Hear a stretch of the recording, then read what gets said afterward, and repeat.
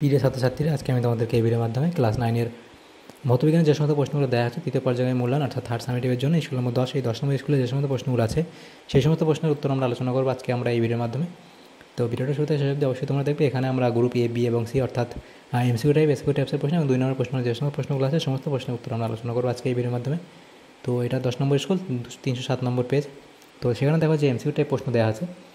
প্রথমে দেখো এখানে যে ফিজিক্যাল সায়েন্স আর কেমিস্ট্রি, ফিজিক্স এবং কেমিস্ট্রি বলে আলাদা করে প্রশ্ন দেওয়া আছে। তো এখানে গ্রুপ এর মধ্যে দেখো 6টা এমসিকিউ টাইপ প্রশ্ন দেওয়া আছে। একের দাগের প্রশ্ন কী বলা আছে দেখো, সঠিক উত্তরটি নির্বাচন করে লেখো। প্রথম প্রশ্নে বলা আছে বলের একক কয়টি মৌলিক একক দ্বারা গঠিত, সেটা হবে অপশান বি অর্থাৎ 3টি। এরপরের প্রশ্নে বলা আছে metre into second to the power -1 যে রাশির একক বা মিটার পার সেকেন্ড যে রাশির একক সেটি হলো কম্পন বেগ ত্বরণ, কম্পন বেগ স্মরণ নাকি ভরবেগ, তো সেটা এখানে হবে বেগ, অপশান বি। এরপরের প্রশ্নে বলা আছে রবারের স্থিতিস্থাপকতা লোহা অপেক্ষা কম, অপশান বি।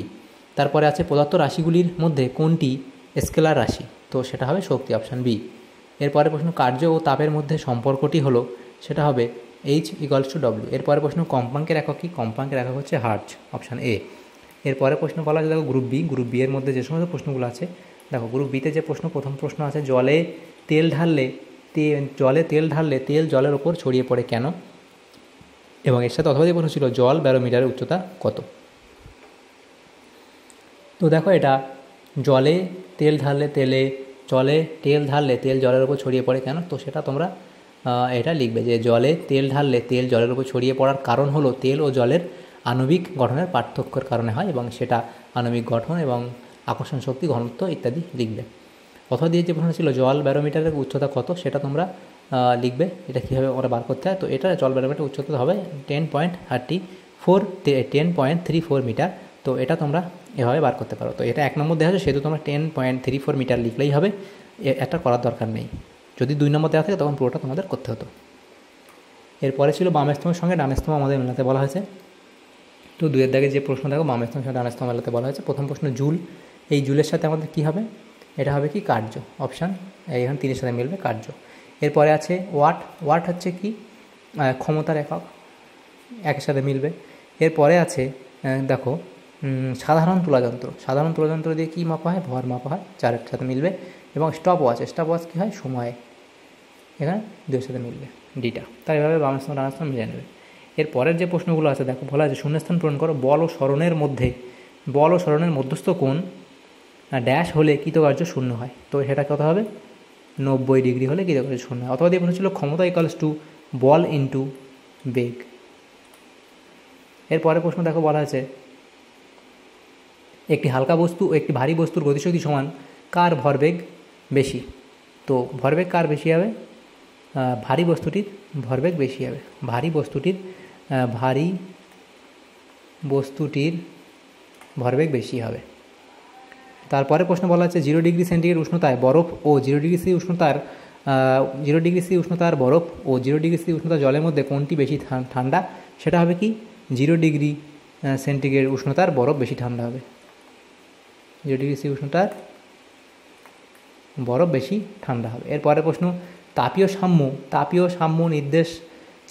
সাম্য নির্দেশকারী রাশিটির নাম লেখো, তাপীয় সাম্য নির্দেশকারী রাশিটির নাম এটা হবে কি তাপমাত্রা। এরপরে প্রশ্ন কি আছে শব্দের প্রাকৃতিক প্রতিবন্ধক কি, সেটা হচ্ছে কি শূন্যস্থান, শব্দের প্রাকৃতিক প্রতিবন্ধক হলো শূন্যস্থান। এরপরে প্রশ্ন কম্পাঙ্ক ও পর্যায়কালের মধ্যে সম্পর্ক কি, সম্পর্ক কি, তো কম্পাঙ্ক এবং পর্যায়কালের মধ্যে সম্পর্ক হচ্ছে কম্পাঙ্ক এবং পর্যায়কাল পরস্পরের ব্যস্তানুপাতিক, কম্পাঙ্ক এবং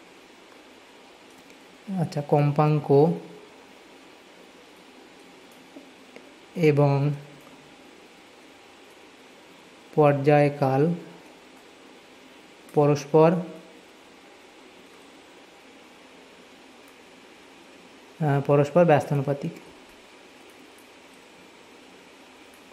পরস্পর ব্যস্তানুপাতিক, কম্পাঙ্ক ও পর্যায়কাল পরস্পর ব্যস্তানুপাতিক।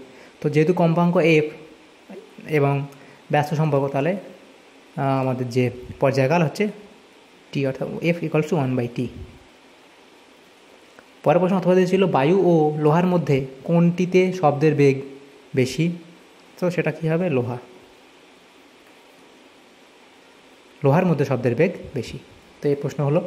এর পরের যে প্রশ্নগুলো আছে দেখো কী বলা হয়েছে গ্রুপ সি এর মধ্যে যে প্রশ্নগুলো ছিল। তো সিজিএস পদ্ধতিতে এবং এসআইতে চাপ ও ঘাতের এককগুলি কী কী? সিজিএস পদ্ধতিতে চাপের একক এত, এসআইতে এত। সিজিএস ও এটা এসআই পদ্ধতি, হ্যাঁ, এসআই পদ্ধতিতে চাপ ও ঘাতের একক। চাপের একক সিজিএসে এত, এসআইতে এত। ঘাতের একক সিজিএসে এত, এসআইতে এত। এই সম্পর্কটা তো এখানে বলতে চাইনি, তোমরা লিখতে পারো যে সিজিএস ও এসআই সম্পর্কের মধ্যে চাপের সিজিএস ও এসআই এককের মধ্যে সম্পর্ক হচ্ছে এত। এটা লিখলেও চলে, ঠিক আছে?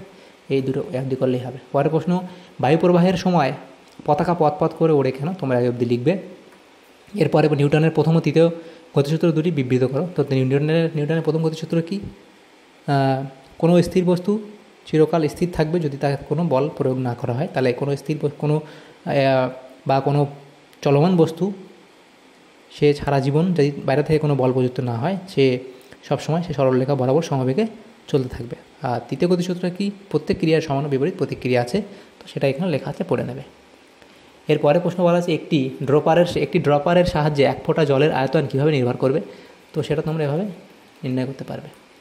এরপরে একটি ইঞ্জিনের ক্ষমতা 5 HP বলতে কী বোঝায়? একটি ইঞ্জিনের ক্ষমতা 5 HP অর্থাৎ হর্স পাওয়ার বলতে বোঝায় যে সেই ইঞ্জিনটি প্রতি সেকেন্ডে 5 হর্স পাওয়ারের সমান কাজ করতে পারে। হর্স পাওয়ার হলো ক্ষমতার একটি একক যা কোনো যন্ত্র কত দ্রুত কাজ করতে পারে তা নির্দেশ করে। পরের প্রশ্ন, একটি বস্তুর ভরবেগের সংখ্যামান বস্তুটির গতিশক্তির সঙ্গে সমান হলে বস্তুটির বেগ কত? বস্তুর ভর m এবং বেগ হচ্ছে v। যেহেতু ভরবেগ কি ভরবেগ p হচ্ছে m × v, গতিশক্তি হচ্ছে 12 mv²। এবং প্রশ্ন অনুযায়ী কী বলা হয়েছে দেখো, একটি বস্তুর ভরবেগের সংখ্যামান অর্থাৎ p ভরবেগের সংখ্যামান বস্তুটির গতিশক্তির সঙ্গে সমান। তাহলে গতিশক্তি কী আমরা কে ধরি, তাহলে সেটা সমান। তো p এর মান mv, কে এর জায়গায় এই ভ্যালুটা আমরা বসাবার পরে দেখো m কেটে যাবে, এই v আর v কাটলে এখানে একটা v পড়ে থাকবে। তাহলে দেখো v = কত হবে? দুইটা নিচে আছে, তাহলে এখানে দেখো v = কত হবে? 2 হবে। এবার সেটাকে আমরা মিটার পার সেকেন্ড, আমরা এটা এককটা লিখেছি, তাহলে v = কত হবে? 2 হবে। অর্থাৎ বস্তুটির বেগ 2 মিটার প্রতি সেকেন্ড। তো সেটা আমরা এককটা এখানে লিখেছি বলে। পরের প্রশ্ন, তামার আপেক্ষিক তাপ 0.09 বলতে কী বোঝো? তো এটা অবধি তোমরা লিখবে। এর পরের প্রশ্ন কী বলা আছে দেখো, একমাত্রিক বোধগম্য শব্দ শুনতে হলে উৎস থেকে প্রতিফলনের ন্যূনতম দূরত্ব 17 মিটার হতে হবে। এবং প্রতিধ্বনি কাকে বলে? কোনো শব্দ উৎস থেকে বের হয়ে কোনো কঠিন পৃষ্ঠে আঘাত করে ফিরে আসলে যে শব্দ শোনা যায় তাকে প্রতিধ্বনি বলে। এর পরের প্রশ্ন দেখো, আচ্ছা পরে যে কেমিস্ট্রিতে ছিল সেখানে গ্রুপ এর মধ্যে MCQ টাইপ প্রশ্নগুলো দেওয়া ছিল। প্রথম প্রশ্ন, দুটি আইসোটোপের এখানে কী হবে? দুটি আইসোটোনের কী হয়, কী বলা আছে? দুটি আইসোটোনের নিউক্লিয়ন সংখ্যা অভিন্ন, নিউট্রন সংখ্যা অভিন্ন, ইলেকট্রন সংখ্যা অভিন্ন, নাকি প্রোটন সংখ্যা অভিন্ন? তো এখানে হবে নিউট্রন সংখ্যা অভিন্ন। তাহলে হবে কি? নিউট্রন সংখ্যা অভিন্ন। এরপরে দ্বিতীয় প্রশ্ন কী বলা হয়েছে দেখো, এসটিপিতে কোনো গ্যাসের মোলার আয়তন কত? 22.4 লিটার। প্রকৃত দ্রাবের কণার ব্যাস সেটা কত হবে? 10⁻⁸ সেন্টিমিটার বা তার কম। প্রশাম দ্রবণে লিটমাসের বর্ণ হবে কি? বেগুনি। অ্যান্টাসিডের মধ্যে থাকে কি? MgOH2। তারপরে প্রশ্ন বলা হয়েছে দেখো, কোন মিশ্রণটিকে আংশিক পাতনের সাহায্যে পৃথক করা যায়? সেটা হচ্ছে জল ও ইথাইল অ্যালকোহলের মিশ্রণকে আংশিক পাতনের সাহায্যে পৃথক করা যায়। এরপরে প্রশ্ন, শীতপ্রধান দেশে কোনো জলাশয়ের উপরিতলে জল জমে বরফ হলে তলদেশের তাপমাত্রা কত হবে? তো তলদেশের তাপমাত্রা হবে এখানে যে হচ্ছে সেটা 0 ডিগ্রি সেন্টিগ্রেড, 277 কে, 273 কে, নাকি -1 ডিগ্রি সেন্টিগ্রেড। তো এখানে তোমাদের এই প্রশ্নটা সঠিক উত্তর হবে কি? 277 কে। গ্রুপ বি এর মধ্যে যে সমস্ত প্রশ্নগুলো দেখো 12টা 1 নম্বরের প্রশ্ন আছে। প্রথম প্রশ্ন 2 দেখে নিম্নলিখিত প্রশ্ন। প্রথম প্রশ্ন, আইসোটোপ নেই এমন একটি মৌলের নাম লেখো। আইসোটোপ নেই এমন একটি মৌলের নাম, সেটা তোমরা ফ্লুরিন লিখতে পারো,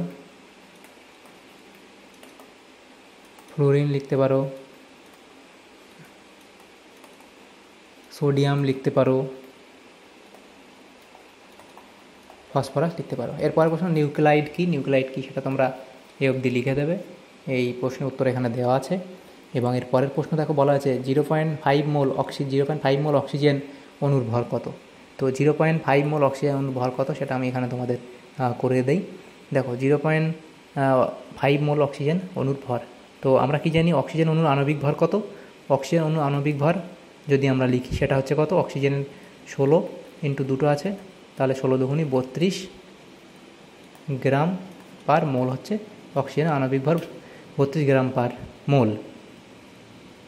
অতএব 0.5 মোল অক্সিজেনের 5 মোল অক্সিজেন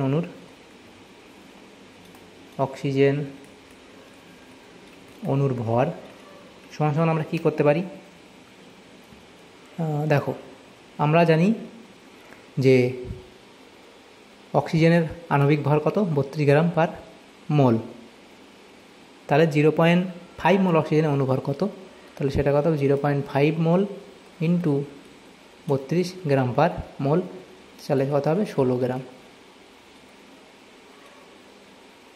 তো দেখো, তো এটা দেখো এখানে অক্সিজেনের এখানে অক্সিজেন অণু আণবিক ভর যদি 32 গ্রাম পার মোল হয়, তাহলে দেখো 0.5 মোল, তাহলে 1 মোল অক্সিজেন অণুর ভর, 1 মোল অক্সিজেন অণুর আণবিক ভর 32 গ্রাম, সেটা আমরা বার করলাম।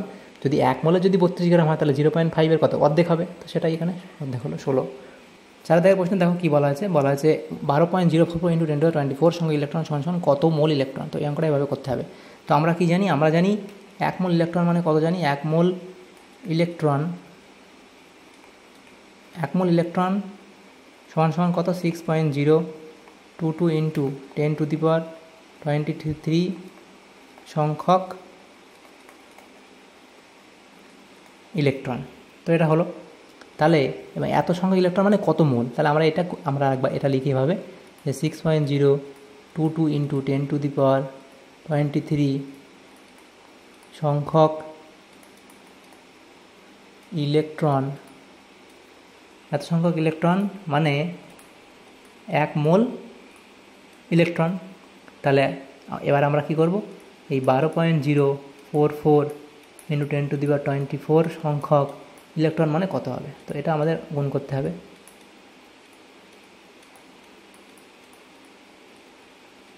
By 6.022 into 10⁻23। তো এটা কাটাকুটি করলে কী হবে? দেখো এই যে নিচে 6.022 আছে, তাহলে এটাকে আমরা যদি কাটি এটা দিয়ে, তাহলে আমাদের কত আসবে? এখানে 2 হবে। এবং এখানে দেখো 23টা আছে, কেটে গেলে একটা 10 পড়ে থাকবে, তাহলে 2 ইন্টু 10 20। তাহলে আমাদের এত সংখ্যক ইলেকট্রন মানে 20 মোল ইলেকট্রন। এর পরের প্রশ্ন দেখো কী বলা হয়েছে। এর পরের যে প্রশ্ন ছিল সেখানে দেখো, আচ্ছা পরের প্রশ্ন আছে, একটি যৌগের নাম লেখো তাপমাত্রা বৃদ্ধিতে যার দ্রাব্যতা প্রথমে বাড়ে ও পরে কমে। তো এমন একটা যৌগের নাম লিখতে, এটা হচ্ছে সোডিয়াম ক্লোরেট। তোমরা লিখতে পারো সোডিয়াম ক্লোরেট। এর সংকেত তোমরা লিখবে যে NaClO3। তারপরে আছে বিস্তৃত মাধ্যমে বিস্তৃত দশার কণার ব্যাস কত? তো সেটা হচ্ছে 10⁻⁸ সেন্টিমিটার থেকে 10⁻⁷ সেন্টিমিটার। দৈনন্দিন জীবনে ব্যবহৃত হয় এমন দুটি ক্ষারের নাম লেখো। তো সেটা তোমরা sodium hydroxide NaOH, sodium hydroxide, সেটা হচ্ছে NaOH এর সংকেত সোডিয়াম হাইড্রোক্সাইড, এটা 1। 2 নম্বর তোমরা লিখতে পারো যে potassium hydroxide KOH, potassium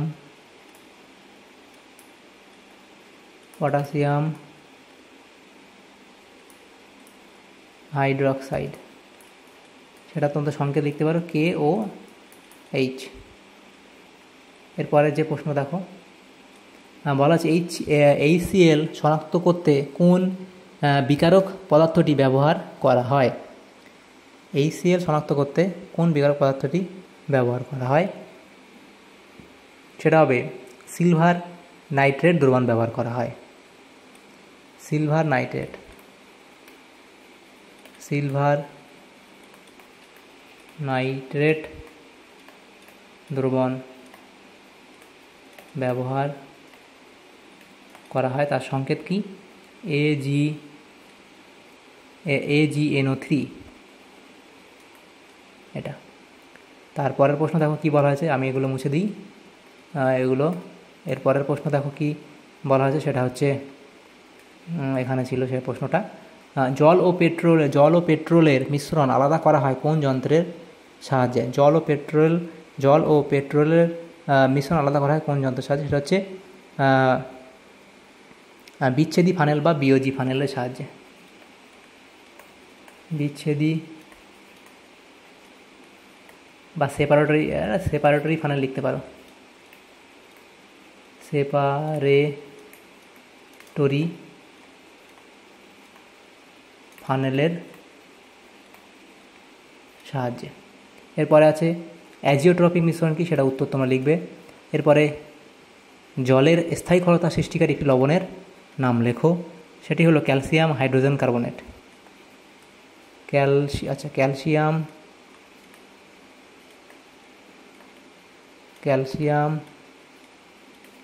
calcium hydrogen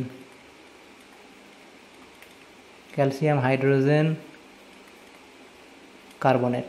তো এর সংকেত কি?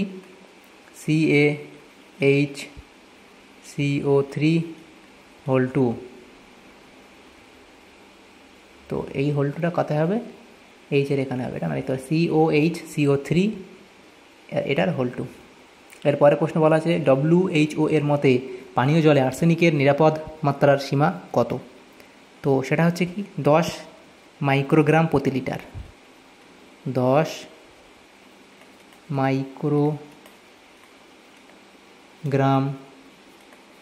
প্রতি লিটার, এটা হলো। এরপরের প্রশ্ন কি বলা আছে দেখো, গ্রুপ সি এর মধ্যে যে সমস্ত প্রশ্নগুলো ছিল। প্রথম প্রশ্ন ছিল পারমাণবিক ভর একক কাকে বলে, সেটা তোমরা পারমাণবিক ভর একক মানে AMU, সেটা কাকে বলে লিখবে। এবং AMU সমান কত? AMU সমান 1.66054 × 10⁻24 গ্রাম। এই 10⁻24টা এভাবে তোমরা লিখবে। পরের প্রশ্ন, দুটি অনুরূপ জারে একই চাপ উষ্ণতায় CO2 এবং NO গ্যাস আছে, কোন জারে বেশি সংখ্যক অক্সিজেন পরমাণু আছে এবং কেন? CO2 এই অণুতে 2টি অক্সিজেন পরমাণু আছে এবং NO এই অণুতে 1টি অক্সিজেন পরমাণু আছে। অতএব উত্তর তোমরা করবে কি CO2 জারে বেশি সংখ্যক অক্সিজেন পরমাণু থাকবে, কারণ একই চাপ উষ্ণতায় দুটি গ্যাসের সমান আয়তনে অণুর সংখ্যা সমান থাকবে। সেটা অ্যাভোগাড্রো সূত্র অনুযায়ী, যেহেতু CO2 অণুতে NO অণুর তুলনায় দ্বিগুণ অক্সিজেন পরমাণু আছে, তাই CO2 জারে মোট অক্সিজেন পরমাণুর সংখ্যা বেশি হবে। এরপরের প্রশ্ন, মোলারিটি বলতে কী বোঝো সেটা লিখবে। সূত্র তোমরা লিখতে পারো, কীভাবে মোলারিটি বার করা হয় উদাহরণ দেবে, মোলারিটির গুরুত্ব তোমরা লিখতে পারো। এরপরের প্রশ্ন বলা হয়েছে যে সিস্টেমেটিক অ্যান্টাসিড কী, উদাহরণ দাও। সিস্টেমেটিক অ্যান্টাসিড কী, উদাহরণ তোমরা লিখবে। অথবা প্রশ্ন ছিল ক্ষারীয় লবণ কী, উদাহরণ দাও। ক্ষারীয় লবণ কাকে বলে এবং উদাহরণ দেবে সোডিয়াম কার্বনেট, পটাশিয়াম ক্লোরাইড। এরপরের প্রশ্ন, পেট্রোলিয়াম পরিশোধনে তাপমাত্রার পাল্লা উল্লেখ করে উৎপন্ন 4টি পদার্থের নাম লেখো। নিম্ন তাপমাত্রা সেখানে পেট্রোল এবং কেরোসিন, এবং মধ্যম তাপমাত্রা ডিজেল লুব্রিকেন্ট তেল, উচ্চ তাপমাত্রা সেখানে মোম এবং অ্যাসফাল্ট। আর্সেনিকযুক্ত জল পান করলে মানবদেহে কী কী পরিবর্তন দেখা যায়? সো দেখো এইসব সমস্যাগুলো সেখানে দেখা যাবে, এই পয়েন্টগুলো লিখবে। তারপরে প্রশ্ন ছিল ক্যাটায়ন বিনিময়কারী রেজিন দ্বারা খড় জল থেকে কীভাবে ক্যাটায়ন মুক্ত করা যায় সেটা লিখবে, এবং কীভাবে প্রক্রিয়া সেটা তোমরা লিখতে পারো, এবং রেজিনের পুনরুদ্ধার কী করে করা সেটা লিখবে। এরপরের প্রশ্ন অথবা প্রশ্ন ছিল ইউট্রোফিকেশন কী, ইউট্রোফিকেশন তোমরা লিখবে, এবং ইউট্রোফিকেশনের ফলে কী কী হয়? শৈবালের বৃদ্ধি, অক্সিজেনের ঘাটতি, জীবজন্তুর মৃত্যু এবং জলের গুণগত মান হ্রাস, এই সমস্যাগুলো হয়। তো এখানে যে সমস্ত প্রশ্নগুলো ছিল দেখো, আমাদের এখানে আজকে 10 নম্বর স্কুলে ভৌতবিজ্ঞানের ক্লাস 9-এর 3rd সামেটিভের জন্য তো সমস্ত প্রশ্ন উত্তর আমরা আলোচনা করলাম। তোমাদের যদি সামান্যতম উপকার এসে থাকে অবশ্যই লাইক করবে, বেশি বেশি করে বন্ধুদের সাথে শেয়ার করবে, এবং যদি কোনো প্রশ্ন উত্তর ভুল হয়ে থাকে তো অবশ্যই তোমরা কমেন্ট বক্সে কমেন্ট করবে। আর পরবর্তী স্কুলে প্রশ্ন উত্তরগুলো পাওয়ার জন্য আমাদের চ্যানেলটাকে অবশ্যই সাবস্ক্রাইব করে রাখবে। Thanks for watching.